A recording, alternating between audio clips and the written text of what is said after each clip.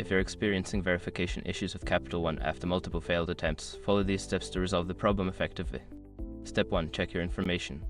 Ensure that all the information you are entering matches exactly with what Capital One has on file. This includes your name, address, date of birth, and any other required details.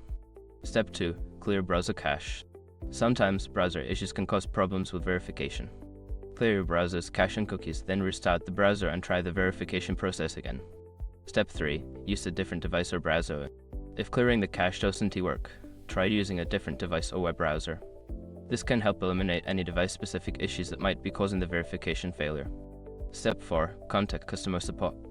Before starting recovery, use the SROC.com link in the description to open the account recovery checklist generator and make sure your verification details are ready. Step 5. Follow up.